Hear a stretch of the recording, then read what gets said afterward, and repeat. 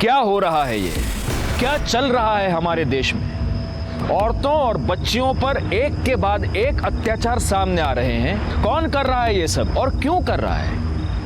इसके कई कारण हो सकते हैं, लेकिन अभी अभी जो आपने देखा वो एक वाहियात प्रथा का नतीजा था, या ये सिर्फ एक बहाना है प्रथा के आड़ में औरतों पर जुल्म करने का? नमस्कार, मैं inspector Rajesh Yadav, crime branch. Thank you. 2 साल पहले जब मैं देवगढ़ में पोस्टेड था, तब देवगढ़ से 90 किलोमीटर दूर मोंड गांव में एक लड़की को जिंदा जला दिया गया था। दरअसल इस पूरी कहानी की शुरुआत इस वारदात से 3 महीने पहले हुई थी।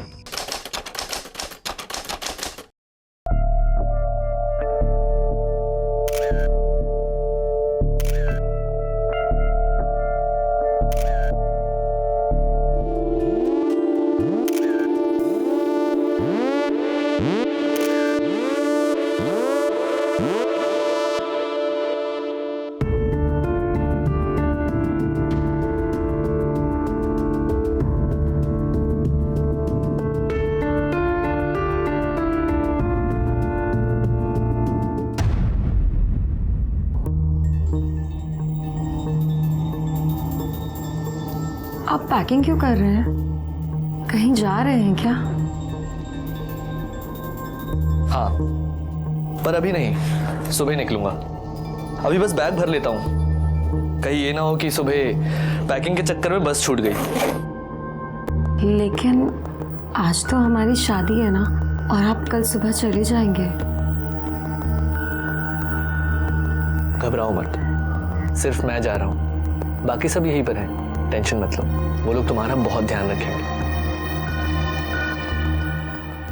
एक बात और, कल सुबह लता भाभी तुम्हें कुछ बताएंगी, वो ध्यान से सुनना। बस 7-8 दिन की बात है, तुम 7-8 दिन संभाल लेना, उसके बाद मैं देख लूंगा। मैं कुछ समझी नहीं। 7-8 दिन मुझे क्या संभालना होगा? धीरे धीरे सब समझ में आ जाएगा। और एक बात याद रखना, मैं तुमसे बहुत प्यार करता हूँ और हमेशा करता रहूंगा। चलो अब तुम सो जाओ, मैं यही बाहर हूं। अरे लेकिन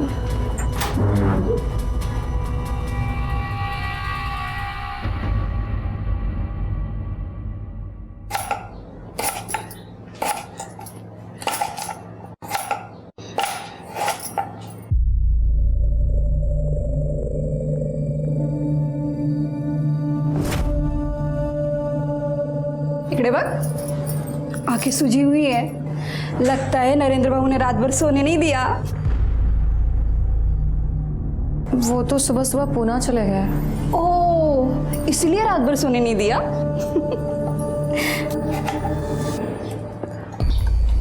अरे तू टेंशन मत ले, आ जाएंगे वो। अभी पूना में उनका ट्रैवल एजेंसी का बिजनेस है ना, अगर नहीं जाते तो काम का नुकसान होता। वही नहीं, हाँ, वो कुछ कह रहे थे कि 7-8 दिन मुझे संभालना होगा। 7-8 दिन मुझे क्या संभालना होगा? अरे कुछ नहीं है, मैं तुझे समझा दूंगी। 7-8 दिन काय करायचे ते, नको काळजी करू।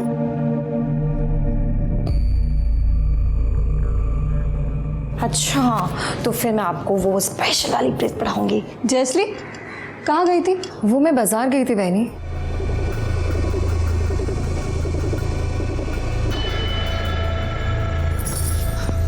सुन, तेरा महीना कब से शुरू हो रहा है? हाँ, अरे मैंने पूछा तेरा महीना कब से शुरू हो रहा है? 1-2 दिन हुआ है, 2-3 दिन और बाकी है। मीना, तिला समजावून सांग। हो वहिनी. चल गा. वहिनी, वहिनी, ये क्या बोल रही थी समझाने के लिए? काही नहीं, अगली बार जब तेरा महीना आएगा ना तो 16-17 दिन पहले मुझे बता देना, मैं तुझे सब समझा दूंगी। लेकिन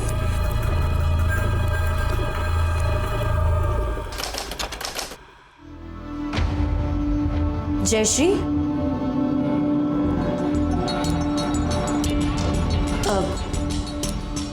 तूने लता वर्णी को कहा था कि तेरा महीना शुरू होने में 16-17 दिन बाकी हैं। हाँ, तो आज से 6-7 दिन तुझे रोज़ नए कपड़े पहनने होंगे और नए गहने भी। कोई त्योहार है क्या? नहीं, कोई त्योहार तो नहीं, बस इस घर की प्रथा है। अगले 7-8 दिन संभाल लेना। आज से तेरा पहला दिन है, तो बस जल्दी से तैयार होकर बाहर आ जा, हम सब इंतज़ार कर रहे हैं।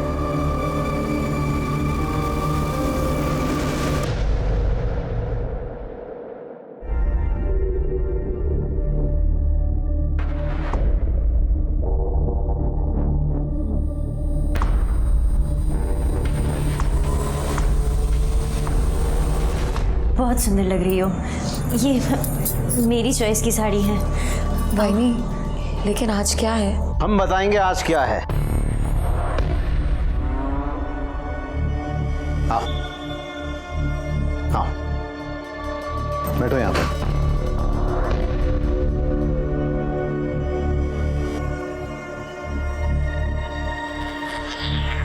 अब हम तुम्हें हमारे परिवार की प्रथा के बारे में बताने वाले हैं। ध्यान से सुनना, क्योंकि तुम्हें अब ये प्रथा निभानी है। हमारे परिवार में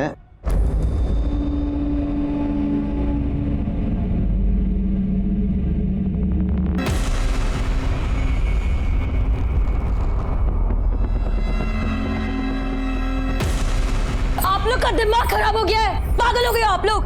आपको क्या लगता है मैं कोई अनपढ़ गवार हूं जो आपकी ये घटिया सी प्रथा मानूंगी? कभी नहीं। बाहर में जाए आप लोग और बाहर में जाए आपकी प्रथा।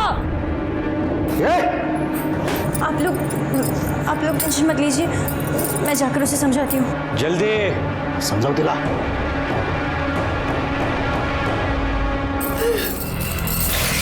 इनको तो मैं चौका दिखा के रहूंगी।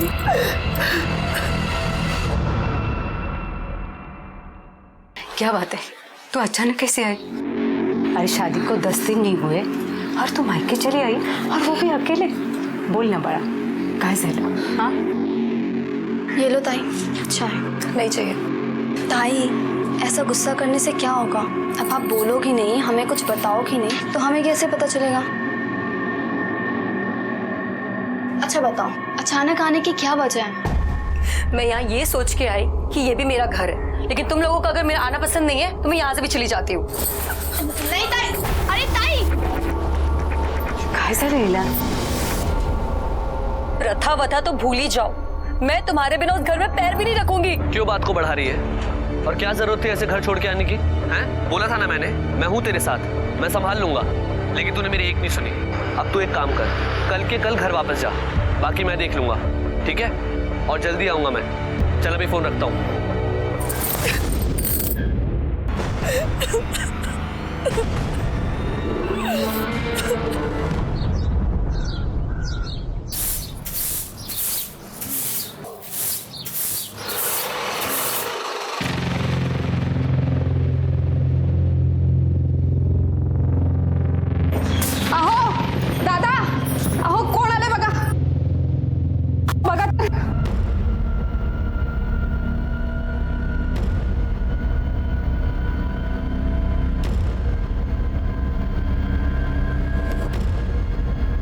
मैं यहाँ आ तो गई हूँ, लेकिन एक ही शर्त पे यहाँ रुकूंगी। हर महीने वो 7 से 8 दिन मेरी बहन रूपाली मेरे साथ यहाँ रहेगी। ये क्या बोल रही है तू? अगर आपको मंजूर है तो ठीक है, वरना मैं वापस अपने माँ के घर चली जाती हूँ। जयश्री रुको, माँ के घर जाने की कोई ज़रूरत नहीं है, और अगर तुम चाहो तो तुम्हारी बहन पूरा महीना यहाँ पे रहेगी। चलो रूपाली। लता, हाँ क्यों बोली तो? अगर हाँ नहीं बोलती तो वो दरवाजे से लौट जाती, आणि तुम्ही काळजी नका करू, आपली प्रथा तिला मानावीच लागेल। कौन सी थी ये प्रथा? या प्रथा की आड़ में कोई ढोंग, कोई पाखंड चल रहा था जिसे मानने से जयश्री ने इनकार कर दिया था। काफी कुछ बाकी रह गया था इस केस में इन्वेस्टिगेट करने के लिए, जिसकी शुरुआत तब हुई थी जब लोकल पुलिस को एक लड़की की जली हुई लाश की खबर मिली।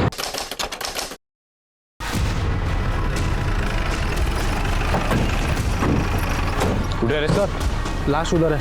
अब लोग पीछे हटिए। पीछे हो जाइए सब लोग। चला आगे चला। सब बॉडी बुरी तरह जल चुकी है। ये भी पता चल पाना मुश्किल है कि आदमी है या औरत। जिस तरह जला है उससे लगता है कि जलाने के लिए पेट्रोल या केरोसिन यूज किया है। कंफर्म नहीं पर साड़ी सा टुकड़ा वाटतो है जो पूरी तरह जलने से बच गया है। एक काम करो, ये टुकड़ा और डेड बॉडी फॉरेंसिक भेज दो और आसपास के गांव में पता करो कोई लापता है क्या।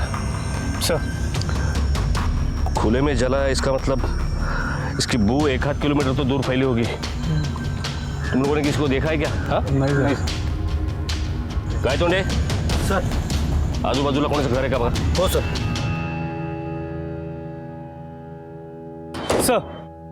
सर आपका अंदाजा सही निकला। फोरेंसिक रिपोर्ट के मुताबिक वो बॉडी किसी औरत की थी जिसकी उम्र करीब 20 से 23 साल होगी और हाइट करीब 5 फुट 3 इंच। उस पर पेट्रोल डाल के उसे जलाया गया और वहाँ बॉडी के बाद जो कपड़ा मिला था वो किसी साड़ी का टुकड़ा था। मीडिया ने इस खबर को ब्रेकिंग न्यूज के तौर पर चलाया और ये केस बहुत बड़ा हो गया। फाइनली ये केस क्राइम ब्रांच को सौंपा गया। इस केस का चार्ज मुझे मिला और मैं आईओ यानी इन्वेस्टिगेशन ऑफिसर के तौर पर वहां पहुंच गया। हाँ भाई को बोला हो पहुंच लो, मैं जस्ट पहुंच लो। अरे चाय के लिए रुका था तब ले ली मैंने गोली बीपी की। अब तुमने पुलिस वाले से शादी की है तो भूख तो। चलो चलो मीडिया वाले सामने रखता हूँ। सर ये केस अब क्राइम ब्रांच को सौंपा गया है। क्या अब हम उम्मीद कर सकते हैं कि इस केस में जल्द कोई निकाल आएगा या फिर जो पहले की तरह होता आया है वही चलता रहेगा? पहले क्या होता है, विक्टिम्स को न्याय हमेशा मिलता है, इस केस में भी मिलेगा। हेलो राजेश यादव, यशवंत सुरे। यस सर आपके आगे का प्लान ऑफ एक्शन क्या है? सर कुछ तो बताइए सर। Excuse me. लड़की की मौत पेट्रोल डाल के जिंदा जलाने से हुई है, पर स्पॉट पर न कोई पेट्रोल का कैन मिला है ना बोतल। हमने गांव में भी पूछताछ की पर कुछ हाथ नहीं लगा।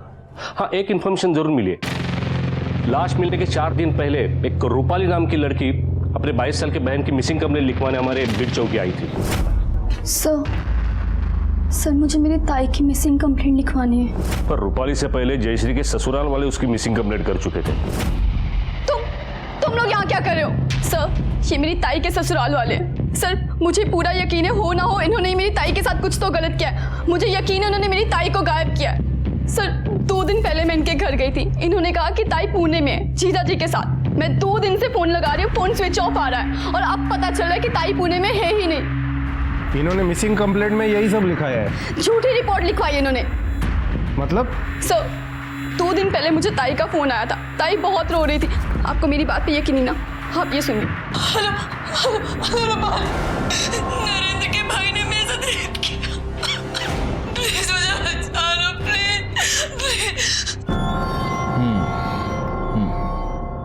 एक बात बताओ, ये रिकॉर्डिंग सुनने के बाद नरेंद्र के भाइयों का रिएक्शन क्या था? यही कि वो उन्हें फंसाने की कोशिश कर रही है। लाश का डीएनए रूपाली और उसकी मां के डीएनए से मैच होता है, मतलब लाश तो 100% जयश्री की है। यस सर, रूपाली के बयान और रिकॉर्डिंग के बेस पे हमने इन्वेस्टिगेशन शुरू की।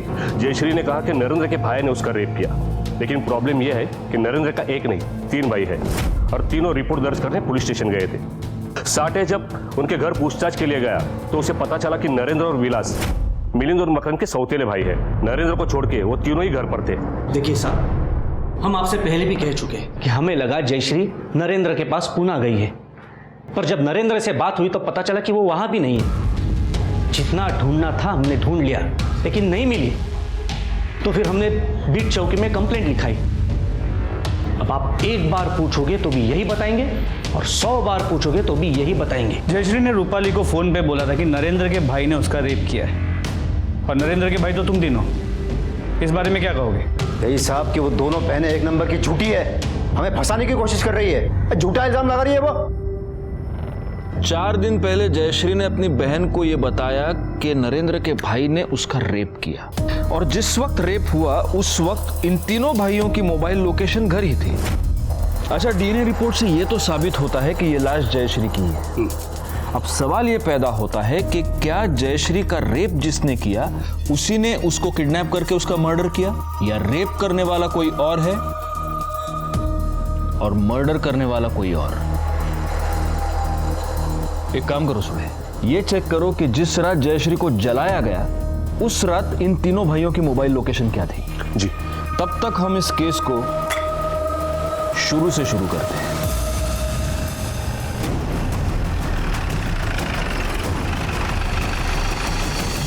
रूपाली, मैं जानता हूं तुम अपनी बहन से बहुत प्यार करती थी। हम उसको वापस तो नहीं ला सकते, लेकिन उसे और तुम्हें न्याय दिलाने की पूरी कोशिश कर सकते हैं। लेकिन उसके लिए हमें सब शुरू से मालूम होना चाहिए। आज से 3 महीने पहले ताई की शादी हुई थी नरेंद्र जीजा जी के साथ। उसके कुछ दिन बाद ससुराल से ताई अचानक से घर वापस आ गई और फिर जब वापस गई मुझे अपने साथ ले गई। मैं यहाँ आ तो गई हूँ, लेकिन एक ही शर्त पे यहाँ रुकूंगी। हर महीने वो 7 से 8 दिन मेरी बहन रूपाली मेरे साथ यहाँ रहेगी। फिर ताई हर महीने 8-10 दिन के लिए मुझे अपने पास रखती थी ससुराल में। इस महीने में नहीं जा पाई। जिस दिन रात को ताई का फोन आया कि नरेंद्र जीजा के भाई ने उनके साथ रेप किया, उसके बाद से ताई का फोन स्विच ऑफ आ रहा था। एक बात बताओ रूपाली, तुम्हारी बहन हर महीने 8-10 दिन के लिए तुम्हें अपने ससुराल बुला लेती थी, तुम वहां रहती थी, ऐसा क्यों? मुझे नहीं पता सर, मैंने ताई को पूछा भी पर उन्होंने कभी कुछ नहीं बताया। अच्छा, उन 8 दिनों में तुम्हें वहां किसी के बर्ताव में कुछ भी अजीब लगा, कोई अजीब हरकत? नहीं सर। उनकी तरफ से दहेज की कोई डिमांड? नहीं, ऐसा कुछ नहीं था। पर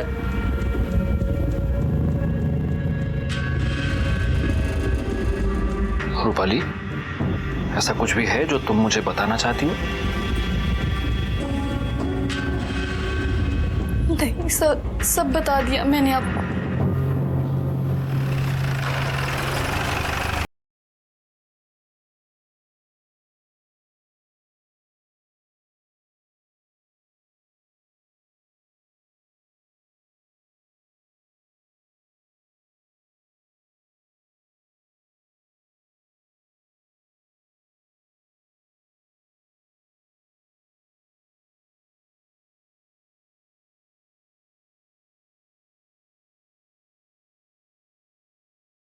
घर पे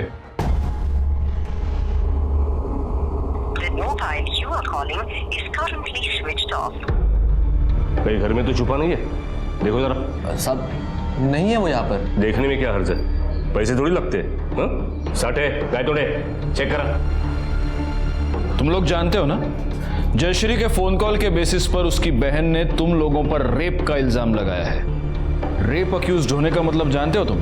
साहब, वो दोनों बहनें बहुत लालची है और रूपाली है ना, हमसे और पैसे निकालना चाहती है और कुछ नहीं। और पैसे मतलब ये सर, वो माँ की बीमारी का बोल के हमसे पहले से 5 लाख रुपया ले चुकी है। अब पैसे की लत लग गई। आपको मुझ पर यकीन नहीं होता ना, नरेंद्र से पूछ लीजिए आप।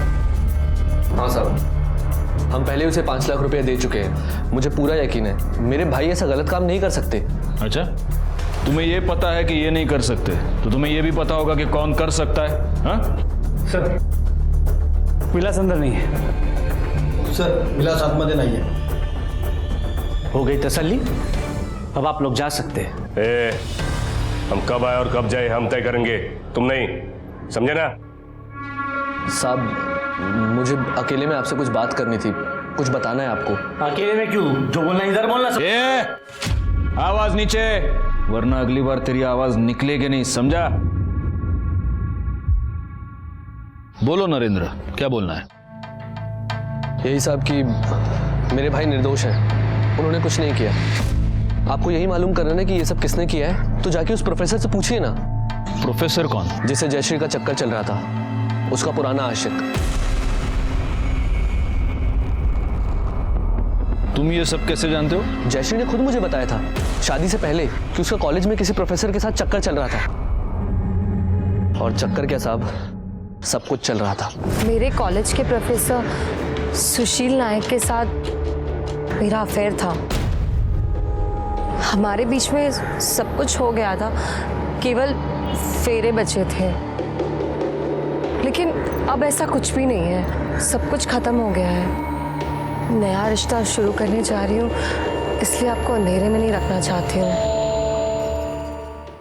उस वक्त मुझे लगा कि कितनी अच्छी और ईमानदार लड़की है, चाहे तो छुपा सकती थी। इसी बात पे खुश होके मैंने उसे माफ़ कर दिया और शादी कर ली। लेकिन आज खुद इधर उधर मुंह मारती फिर रही थी और मेरे ही भाइयों पर बलात्कार का इल्ज़ाम लगा रही थी। इस प्रोफेसर के बारे में और कुछ जानते हो? नहीं साहब, मैं तो बस इतना ही जानता हूँ। लेकिन हाँ, रूपाली जरूर जानती होगी कि उसकी ताई कहाँ कहाँ क्या क्या गुल खिला चुकी थी। ये नरेंद्र और उसके फैमिली की सारी बैंक डिटेल्स निकालो। सुबह मुझे लगता है ये दहेज का मामला है, क्योंकि जब मैंने दहेज के बारे में रूपाली से सवाल किया तो मुझे ऐसे लगा कि वो हमें कुछ बताना चाह रही है लेकिन बता नहीं पा रही है। पता करो। सर आपका अंदाजा सही था। 3 महीने पहले, मतलब नरेंद्र और जयश्री की शादी से पहले एक 5 लाख रुपए का ट्रांजैक्शन हुआ था। लेकिन सर ये मामला दहेज का नहीं बल्कि उल्टा है। मतलब ये है कि ये पैसे जयश्री की फैमिली ने नहीं बल्कि नरेंद्र की फैमिली ने जयश्री की माँ के अकाउंट में ट्रांसफर किए थे, वो भी शादी से 15 दिन पहले। ये 5 लाख की बात इन्होंने हमें बताई तो थी, लेकिन साठे सोचने की बात यह है कि शादी से 15 दिन पहले इतनी बड़ी रकम क्यों ट्रांसफर हुई। चलो भले ही माँ की बीमारी का कारण हो, और सोचने वाली बात यह है कि इतना बड़ा घर है, इतने बड़े लोग हैं, इन्होंने ऐसे घर में रिश्ता जोड़ा ही क्यों जहां इतने पैसे देने पड़े। इन्हें तो कोई भी लड़की मिल सकती थी। सर एक बात और, इस विलास के कॉल रिकॉर्ड के मुताबिक उसका फोन उसके घर में ही स्विच ऑफ हुआ था। शहर जाने वाला आदमी घर में फोन स्विच ऑफ करके शहर जाता है? नहीं, लेकिन सबसे पहले ये 5 लाख के सवाल का जवाब ढूंढना पड़ेगा।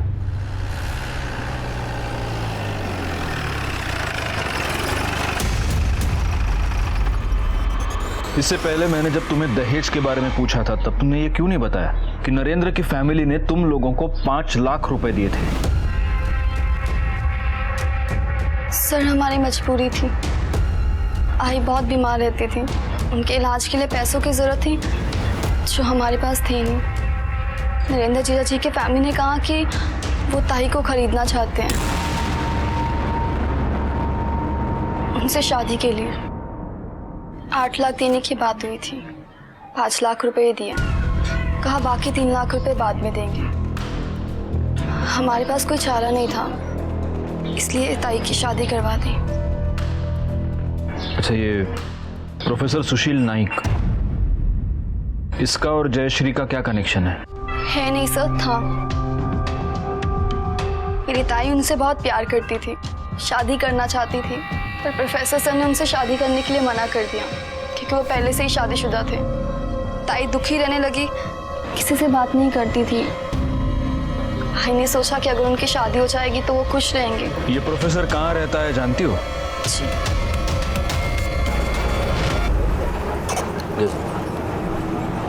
सर मुझे लगता है इस केस में 5 लाख रुपए बहुत अहमियत रखती है और यही कारण जयश्री की मौत का भी हो सकता है। ये मत भूलना सूर्य कि जयश्री ने अपनी मौत से पहले अपनी बहन को जो आखिरी फोन किया उसमें उसने कहा था कि नरेंद्र के किसी भाई ने उस पर रेप किया है। लेकिन सर तीनों भाइयों की मोबाइल की लोकेशन उनके घर की है और जयश्री की जली हुई बॉडी घर से करीब 5 किलोमीटर दूर में है। इसके अलावा रेप प्रूव करने के लिए हमारे पास उस फोन रिकॉर्डिंग के अलावा और कुछ भी नहीं है। और हम ये भी प्रूव नहीं कर सकते कि वो आवाज़ जयश्री की है, किसी और की भी हो सकती है। साला विलास फरार है, लगता है रेप करके डर के मारे भाग चुका है। उसका फोन सर्विलेंस पे डाल दो, कभी ना कभी तो ऑन करेगा।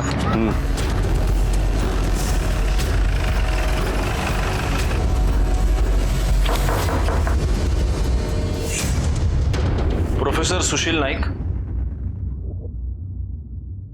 मैं ही हूं, क्या हुआ? जयश्री शिंदे आपकी स्टूडेंट, उसके बारे में आपसे कुछ बात करनी।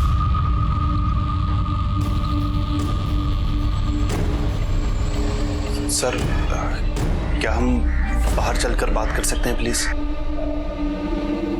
सर ऐसा कुछ अफेयर वगैरह नहीं था। हाँ, मैं और जयश्री रिलेशनशिप में थे, पर वो रिलेशनशिप जयश्री की शादी से पहले ही खत्म हो गया था। किसने खत्म किया? वो सर मैंने। क्यों?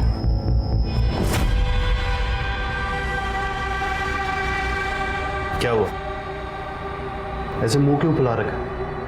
मुझे आपसे शादी करनी है। तुम्हें पता है मैं शादीशुदा हूं, मैं तुमसे शादी नहीं कर सकता। देखिए, आप जैसे कहेंगे, जहां रखेंगे, मैं खुशी खुशी वहां रह लूं। तुम क्या बकवास कर रही हो? मैंने तुमसे कहा था कि मैं तुमसे शादी नहीं कर सकता। तुम अपनी मर्जी से आई थी, और अगर ऐसा है ना तो आज अभी सब खत्म कर दो।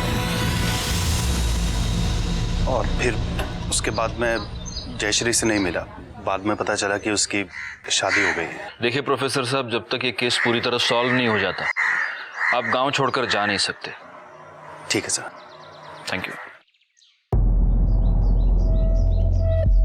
सुड़े, इस प्रोफेसर के पिछले 6 महीने के कॉल रिकॉर्ड्स निकलवाओ। पता तो चले पिछले 6 महीने में इसने जयश्री को कांटेक्ट करने की कोशिश की है या उससे मिला है। अगर ये उससे मिला होगा तो हो सकता है मर्डर में इसका हाथ हो। नहीं, ऐसा कह तो नहीं सकते, लेकिन एक बात जरूर है, इस विलास के गायब होने का इस केस से जरूर कोई ना कोई संबंध है। इन तीनों भाइयों से प्यार मोहब्बत से पूछताछ अब बहुत हो गई। इनको पुलिस स्टेशन पे बुलाओ, अपने तरीके से पूछताछ करते हैं। तुम लोगों से मैं बार बार एक ही सवाल पूछ रहा हूं, विलास कहाँ है? किती वेळा सांगितलं, काम के सिलसिले में शहर गया है। इस बात का ध्यान रखना कि तुम कहां खड़े हो और किससे बात कर रहे हो। अब अगर आवाज ऊंची की ना तो ऐसा मारूंगा कि कान बंद हो जाएगा। और तुम लोग अगली बार जब बुलाया जाए तो विलास को साथ लेके आना। वो इस केस में प्राइम सस्पेक्ट है और तुम दोनों भी सस्पेक्ट हो, क्योंकि जयश्री ने अपनी कॉल में किसी का भी नाम नहीं लिया। उसने सिर्फ इतना कहा कि उसके पति के भाई ने उस पर रेप किया। सुड़े, जरा यांची उजळणी करून द्या। सुना वो रिकॉर्डिंग वापस इनको। ऐक रे, ऐक। हेलो रूपाल, नरेंद्र के भाई ने मेरे साथ रेप किया। प्लीज मुझे बचा लो, please. Rape rape rape rape कान पक चुके हैं अभी। इसे रेप नहीं कहते, हमारी ये प्रथा है। प्रथा है आमची, प्रथा। प्रथा? हो साहब, मंच को बढ़ाने की प्रथा है ये। अब हम तुम्हें हमारे परिवार की प्रथा के बारे में बताने वाले हैं। ध्यान से सुनना, क्योंकि तुम्हें अब ये प्रथा निभानी है। विलास और नरेंद्र हमारे सौतेले भाई हैं। उनकी माँ हमारे बराबर की नहीं थी, तो हमारे खानदान का वारिस बेटा उनका खून नहीं हो सकता। मीना और लता दोनों को लड़कियां हुई हैं। हम तुमसे लड़के की उम्मीद रखते हैं, उस लड़के की जो हम में से ही किसी का हो।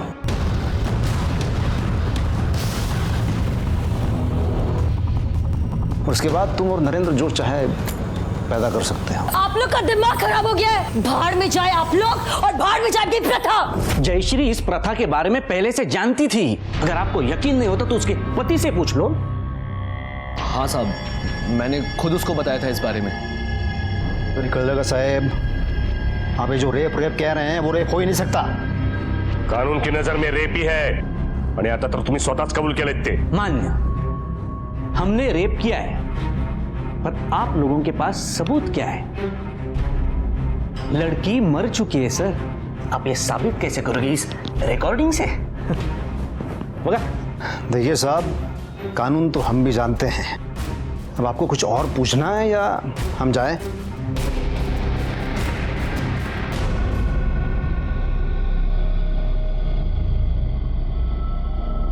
सर, मिलिंद जिस तरह चिल्ला रहा था उससे तो लगता है कि इन तीनों ने जयश्री के साथ कुछ किया है। वो साला इतना चिल्ला पाया क्योंकि उसे पता है कि हम रेप प्रूव नहीं कर सकते। सर 2-3 तास आतमध्ये घेऊन तोडूया त्यांना, सगळं खरं बोलतील। लेकिन कोर्ट में प्रूव कैसे करोगे? नहीं, हमें रेप केस पर नहीं, हमें मर्डर केस पर कंसंट्रेट करना चाहिए। जयश्री को जिंदा जलाया गया है और जिस हालत में उसकी बॉडी मिली, 2 बूंद पेट्रोल से तो काम हुआ नहीं होगा। ये पता करना पड़ेगा कि इतना सारा पेट्रोल आया कहां से। सठ, एक काम करो, इन चारों भाइयों की फोटोग्राफ्स आसपास के जितने भी पेट्रोल पंप है वहां पर दिखाओ। इन्हीं में से कोई एक पेट्रोल लेकर आया है। हो सर। देखिए वकील साहब, हमारी समस्याएं दिन ब दिन बढ़ती जा रही है। इसके पहले कि वो हमें अरेस्ट करें, आप कोर्ट से हमारा एंटीसिपेटरी बेल करवा दो। नॉट पॉसिबल मिस्टर मकरंद, क्योंकि रेप नॉन बेलेबल ऑफेंस होता है और ऐसे केसेस में एंटीसिपेटरी बेल मिलना बहुत मुश्किल है। अरे मुश्किल क्या मुश्किल, हम कहेंगे ना कि हम हमारी प्रथा निभा रहे थे, फिर कैसे परेशान कर सकती है पुलिस हमें? बिल्कुल कर सकती है, क्योंकि रेप को हम छोड़ दें, मर्डर का क्या करेंगे? और जिसका मर्डर हुआ है वो आपके घर की बहू थी, और ऐसे केसेस में सबसे पहला शक घर के मेंबर्स पर ही जाता है। वकील साहब, मर्डर से हमारा क्या लेना देना है? उसके बारे में हमें कुछ नहीं पता। आप ये नई बात बता रहे हो? आप एक काम कीजिए, आप ये अपनी फीस ले लीजिए और हमारा काम कर दीजिए, बस उतना बहुत है। ठीक है।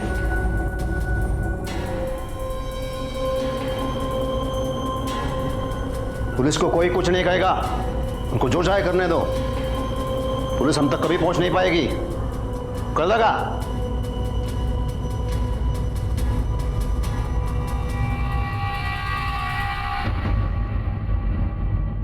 जी सर, जी sir, I am trying sir, लेकिन ये केस इतना कॉम्प्लिकेटेड है कि हमें कोई लीड नहीं मिल रही। जी सर, सबसे बड़ी प्रॉब्लम ये है कि रेप प्रूव करने के लिए विक्टिम की कॉल रिकॉर्डिंग के अलावा हमारे पास कोई प्रूफ नहीं है। I know sir, I am trying my best. जय हिंद सर। सर, प्रोफेसर सुशील के कॉल रिकॉर्ड्स। उसने हमसे झूठ बोला था। पिछले महीने में उसने जयश्री से 3 बार बात की। इसके अलावा जिस वक्त और जहां पे जयश्री को जलाया गया था, इसकी मोबाइल की लोकेशन उसी एरिया की। प्लस इसके पास बाइक भी है, मतलब पेट्रोल पंप से पेट्रोल लेने का बहाना भी है इसके पास। इस प्रोफेसर को उठाओ साठे। अब इसकी क्लास हम लेंगे और इसे सिखाएंगे कि झूठ बोलने का नतीजा क्या होता है। मैंने जयश्री को कॉल नहीं किया था, जयश्री ने मुझे कॉल किया था। वो मुझसे 5 लाख रुपए मांग रही थी। 5 लाख? किस बात का 5 लाख? सर मुझे नहीं पता सर, उसने कहा बहुत अर्जेंट है। सर 5 लाख बहुत ज़्यादा होता है, मुझे जैसा प्रोफेसर 5 लाख कहाँ से लाएगा सर। सर मैंने मना कर दिया। उसके बाद भी उसका कई बार कॉल आया, पर मैं पैसे नहीं दे पाया। सही बात है। जयश्री तुझे ब्लैकमेल कर रही थी। उसने तुझे धमकी दी थी कि अगर तूने उसे 5 लाख रुपए नहीं दिए तो वो तुम दोनों के रिलेशनशिप के बारे में तेरी बीवी को बता देगी। तेरे पास 5 लाख रुपए थे नहीं और इसलिए तूने उसका मर्डर कर दिया। नहीं सर, ऐसा बिल्कुल भी नहीं है सर। ऐसा ही हुआ है और इसीलिए क्राइम के वक्त तू वहां पर मौजूद था। झूठ मत बोलना, क्योंकि तेरे कॉल रिकॉर्ड्स सब सच बता रहे हैं। सर मैं वहां मैं जयश्री के बुलाने पर ही गया था। उसका कॉल आया था मुझे किसी पीसीओ नंबर से। हेलो सर, वो कह रही थी उसकी जान को खतरा है। मैं सर वहां पहुंचा भी, पर ना जयश्री आई ना उसका कोई कॉल आया। तो तुझे पता था कि जयश्री बहुत बड़ी मुसीबत में है, लेकिन फिर भी तू चुप रहा। सर मेरे बीवी बच्चे हैं सर, इसलिए। कहीं ऐसा तो नहीं कि जयश्री मकरंद और मिलिंद के 5 लाख रुपए वापस करना चाहती थी और इसी बात का फायदा उठाने की कोशिश इस प्रोफेसर ने की। जब जयश्री नहीं मानी तब उसने जयश्री का मर्डर कर दिया। इसीलिए प्रोफेसर की मोबाइल लोकेशन भी उस वक्त क्राइम स्पॉट है। हो सकता है सर। एक काम करो साठे, इस प्रोफेसर के बाइक डिटेल्स भी आसपास के सारे पेट्रोल पंप्स को दे दो, ताकि हमें ये पता चले कि कहीं इस प्रोफेसर ने तो ये सारा पेट्रोल नहीं खरीदा है। सर, गांव के बाहर 2 पेट्रोल पंप है, जिसमें से एक ने मान लिया है जयश्री को जिस रात जलाया गया उस रात एक बाइक वाला उनके यहाँ से लूज पेट्रोल लेके गया था, लेकिन जिसने बेचा था वो वर्कर छुट्टी पर है। उसे ढूंढो और उसे फोटो दिखाओ। अगर वो फोटो पहचानता है तो हमने अपना केस सॉल्व कर लिया है। सर विलास का फोन सर्वेलेंस पे था और वो अभी स्विच ऑन हुआ है। वो कहीं नहीं गया, गांव में छुपा बैठा है। चलो साठे, विलास की अभी मोबाइल लोकेशन कहाँ है? सर फिलहाल तो उसके फोन की लोकेशन स्टैटिक है, यहाँ पे वही छुपा होगा। चलिए सर, मारे गाड़ी काढ़ा।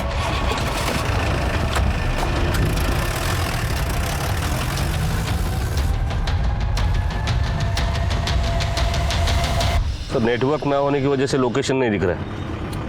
लोकेशन नहीं पता चलेगी तो पकड़ेंगे कैसे सुड़े? एक काम करो, हाईवे पे ले लो, हाईवे पे देखते हैं उसको। नेटवर्क आ रहा है सर। हाँ, लोकेशन दिखाई दे रहा है। यहाँ से हाईवे से 500 मीटर दूर पर एक जंगल है, वहाँ का लोकेशन दिखाई दे रहा है। सर मोबाइल की मूवमेंट रुक गई है फिर से, तो वहाँ ले लो। चलो गाइड करो साठे। आगे से लेफ्ट लेना।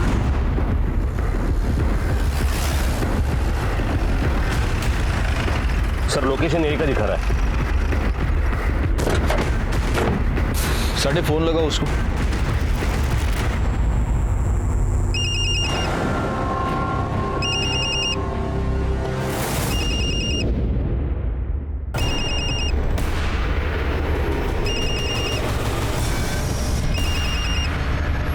फोन पॉकेट में ही है। बैठ दो। इसे हमें जिंदा पकड़ना था। मुझे लगता है जयश्री का रेप इसे नहीं किया था और अब पकड़े जाने के डर से सुसाइड कर लिया। लेकिन इसकी बॉडी ठंडी पड़ चुकी है और इसका फोन अभी 15 मिनट पहले तक हमको यहाँ घुमा रहा था। खून भी सूख चुका है। अगर इसको सुसाइड ही करना था तो यहाँ क्यों आया? जहाँ छुप कर बैठा था वहीं सुसाइड कर लेता। चीजें मैच नहीं हो रही। एक काम करो, ये चाकू फिंगरप्रिंट्स के लिए भेज दो और इसकी बॉडी पोस्टमार्टम के लिए भेज दो। इसका टाइम ऑफ डेथ पता चलना बहुत जरूरी है। सर फैमिली को इन्फॉर्म कर दे। हाँ, घर वालों को इन्फॉर्म कर दो और पोस्टमार्टम के बाद इसकी बॉडी घर भेज दो। हम भी चलेंगे, जरा देखते तो हैं इसकी मौत का इसके भाइयों को कितना दुख हुआ है। शांत रहा मीना। साहब, ये मीना को तो अब भी यकीन नहीं हो रहा है विलास ऐसा कुछ कर सकता है। बहुत बुरा सदमा लगा है इसे। ए मीना, संभाल जरा अपने आप को। जिसे जाना था वो चला गया। लता समझो जरा तेरा संग। दादा, मुझे तो लगता है जब हम घर पर नहीं होंगे ना, तब विलास ने जयश्री का रेप किया होगा, फिर उसे मार दिया होगा। हाँ बोलो। हाँ ठीक है, ठीक है, हम लोग पहुंचते हैं। ओके सर, विलास की पीएम रिपोर्ट के मुताबिक विलास की मौत हाथ की नस काटने से हुई। पर ताज्जुब की बात यह है कि विलास के मौत का समय हमारे वहां पहुंचने से 6 घंटे पहले का है। मतलब विलास मर चुका था पर उसका फोन घूम रहा था और हमें भी घुमा रहा था।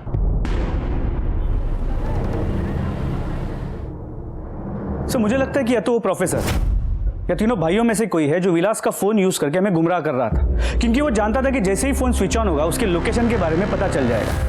फोन घर पे स्विच ऑफ हुआ और अचानक इतने दिनों बाद घर से जंगल तक पहुंच गया। इस मर्डर के पीछे उस प्रोफेसर से ज्यादा उन 3 भाइयों में से कोई है। नरेंद्र के पास तो मोटिव भी है। अगर उसे पता चला कि विलास ने उसके बीवी का रेप किया है तो उसे जिंदा नहीं छोड़ेगा। नहीं, लेकिन नरेंद्र इस प्रथा के बारे में पहले से ही जानता था, तो वो अपने सगे भाई को क्यों मारेगा? अच्छा, ये जयश्री ऐसी लड़की है जिसने इस वाहियात प्रथा को मानने से मना कर दिया। बाहर में जाए आप लोग और बाहर में जाए आपकी प्रथा। एक मिनट। यूरेका, अगर ये इन लोगों की प्रथा है तो जयश्री से पहले विलास की बीवी मीना, वो भी तो इस प्रथा का शिकार रही होगी। ये याद रखिए कि अगर आज आप चुप रहेंगे तो कल आपकी बेटी के साथ भी वही होगा जो आपके साथ हुआ है। हमें प्लीज बताइए इस घर में एग्जैक्टली क्या हुआ है और कब से चल रहा है? जब से मैंने देखा है तब से ये घटिया प्रथा चली आ रही है। मेरे ससुर ने 2 शादियां की थी। मिलिंद और मकरंद उस ऊंची जात वाली माँ के बच्चे हैं। विलास और नरेंद्र की माँ बराबरी की जात की नहीं है, इसलिए भाई होने के बावजूद उन दोनों की इस घर में नौकरों वाली हालत है। जब मिलिंद और मकरंद अपनी बीवियों से बेटा पैदा नहीं कर पाए तो उन्होंने विलास और नरेंद्र को समझाया कि वो ऊंची जात की लड़कियों से शादी करें ताकि ये दोनों उनसे अपना बेटा पैदा कर सके और अपना वंश आगे बढ़ा सके। इसी वजह से उन्होंने पहले मुझे खरीदा, फिर विलास से मेरी शादी करवाई और फिर इन दोनों भाइयों ने मेरे साथ जबरदस्ती की।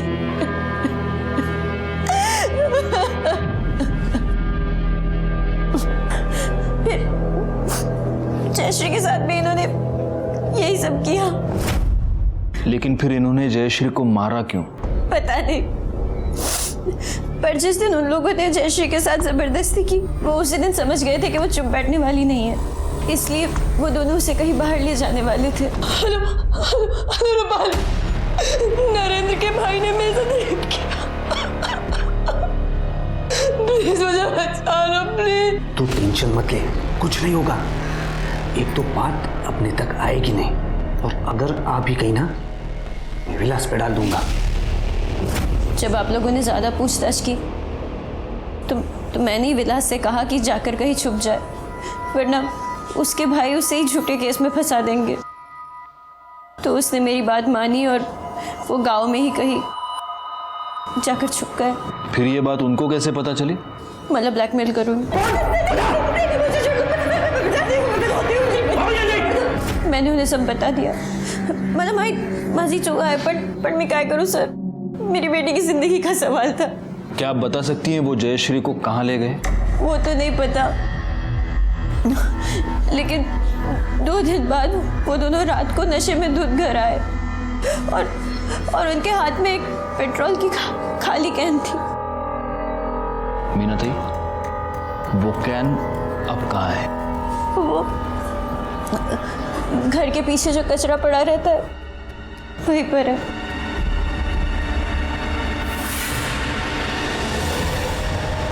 तुमने मेरे पास सबूत मांगा था ना?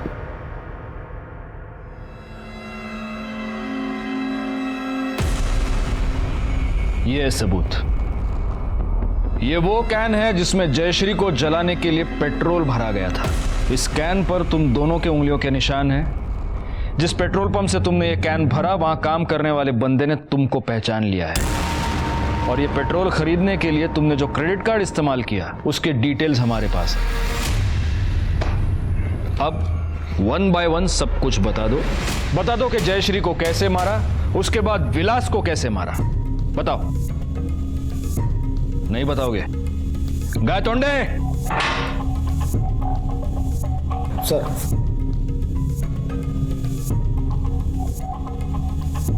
अच्छा होगा तुम अपने मुंह से बोल दो, वरना ये मिर्चियां तुम्हारे मुंह से होते हुए तुम्हारे पेट में जाएंगी और फिर तुम दोनों हर जगह से बोलने लगोगे।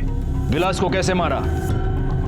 चतरा था गायतोंडे, ठूसो मिर्चियां इनके मुंह में। नहीं, सर, हमने विलास को झूठ बोला था। देख विलास, जयश्री तो मर गई है, पर हमारे परिवार को फंसा गई और पुलिस को सबसे ज्यादा शक तुझ पे है, क्योंकि तू नरेंद्र का सगा भाई है। तो एक काम कर, जब तक मामला ठंडा नहीं होता तू यहाँ से निकल जा। दादा यहाँ कहाँ लेके आए? अरे क्या करूं दादा? और फिर हमें गुमराह करने के लिए उसका मोबाइल ऑन किया और उसके छुपने की जगह से मौत की जगह तक ले गए। जी साहब। अब जयश्री, उस बेचारी को क्यों मारा? हमने मारा क्योंकि हमारे साथ धोखा हुआ था। धोखा? मतलब? तुम्हें क्या लगता है तुम ये प्रथा के नाम पे जो घिनौनी हरकत कर रहे हो, ये सब करने से तुम्हें तुम्हारी ऊंची जाति का वारिस मिल जाएगा? कभी नहीं मिलेगा, कभी भी नहीं मिलेगा। क्यों नहीं मिलेगा? क्यों नहीं मिलेगा? क्योंकि मैं भी ऊंची जाति की नहीं हूँ, और जो मेरी माँ है ना, वो तुमसे भी नीची जाति की है। अब बताओ क्या करोगे? मुझे पूरा दिन यहाँ बांध के रखोगे? बेचारे, शक्ल तो देखो तुम्हारी, ऐसा लग रहा है तुम दोनों का किसी ने रेप कर दिया हो। कहाँ से लाओगे ऊंची जाति की वारिस? कहाँ से लाओगे? इसने धोखा दिया रे हमें। तू ला रे पेट्रोल लेके आ जा, इस 5 लाख के कचरे को यही जला देंगे। जा।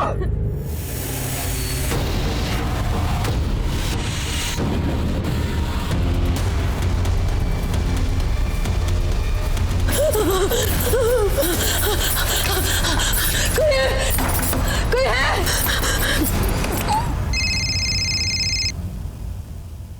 हेलो, मैं तालाब वाले मार्केट के पास से बोल रही हूँ। मेरी जान खतरे में। हेलो।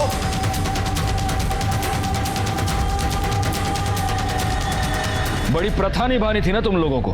कानून की भी एक प्रथा होती है, फांसी, और तुम दोनों को फांसी तक पहुंचाना अब हमारी जिम्मेदारी है। हमारे देश में ऐसी सैकड़ों प्रथाएं हैं जो जयश्री जैसे हजारों मासूमों को अपना शिकार बनाती हैं। आप भी सावधान रहें। जाति पाति, रंग रूप, प्रथा, रीति रिवाजों की अंधभक्ति से बचें, वरना वो दिन दूर नहीं जब नजरें होते हुए भी हम देख नहीं पाएंगे, जुर्म की दस्तक को सुन नहीं पाएंगे। मैं सीनियर इंस्पेक्टर राजेश जाधव आपसे विदा लेता हूं। फिर मिलूंगा, तब तक सतर्क रहिए और देखते रहिए क्राइम पेट्रोल दस्तक, क्योंकि मकसद बताना नहीं, बचाना है। जय हिंद।